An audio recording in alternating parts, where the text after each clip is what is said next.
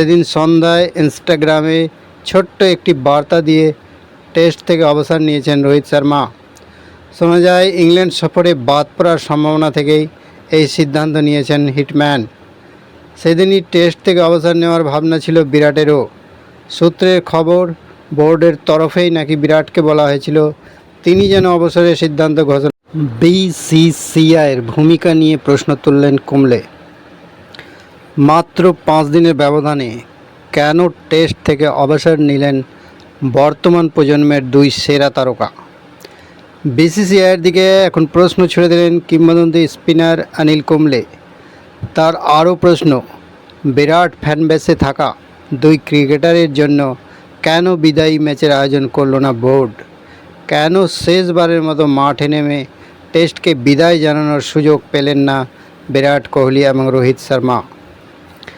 একটি পোর্টালে কুম্বলে বলেছেন, কয়েকদিন আগে রোহিত শর্মা এবং এখন বিরাট কোহলি টেস্ট থেকে অবসর নিলেন। আমার মনে হয় মাঠে খেলে বিদায় ঘোষণার সুযোগটুকু ওদের প্রাপ্য ছিল। এটা সোশ্যাল মিডিয়ার যুগ, ভক্তরা চান তাদের প্রিয় ক্রিকেটারের বিদায়ের মুহূর্তের সাক্ষী থাকতে। স্টেডিয়ামে গর্জন করে প্রিয় ক্রিকেটারদের বিদায় জানাতে চান। আমি আশা করি সংশ্লিষ্ট কর্তারা এই বিষয়টি নিয়ে ভাবনা চিন্তা করবেন। তবে কুম্বলের এই প্রস্তাব কার্যকর করা প্রায় অসম্ভব, কারণ অবসর নিয়ে ফেলা ক্রিকেটারদেরকে ম্যাচে খেলানোর উপায় নেই। উল্লেখ্য, 7 মে টেস্ট থেকে অবসর নিয়েছেন রোহিত শর্মা। সেই ধাক্কা সামলাতে না সামলাতেই ফের দুঃসংবাদ ভারতের ক্রিকেট ভক্তদের জন্য। সোমবার সকালে আচমকাই লাল বলের ক্রিকেটকে বিদায় জানালেন বিরাট কোহলি। যদিও জানা যাচ্ছে রোহিতের সঙ্গেই অবসর নিতে চেয়েছিলেন কোহলি, কিন্তু অপারেশন সিঁদুরের জন্যই সেদিন সেটা হয়নি। পহেলগাঁও জঙ্গি হানার পাল্টা হিসেবে অপারেশন সিঁদুর চালায় ভারতীয় সেনা।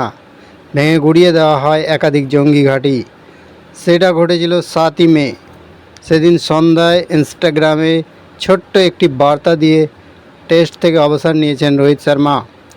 শোনা যায় ইংল্যান্ড সফরে বাদ পড়ার সম্ভাবনা থেকেই এই সিদ্ধান্ত নিয়েছেন হিটম্যান। সেদিনই টেস্ট থেকে অবসর নেওয়ার ভাবনা ছিল বিরাটেরও। সূত্রের খবর, বোর্ডের তরফেই নাকি বিরাটকে বলা হয়েছিল তিনি যেন অবসরের সিদ্ধান্ত ঘোষণা না করেন। সেই কারণেই 5 দিন পরে সাদা জার্সিকে বিদায় জানালেন কোহলি।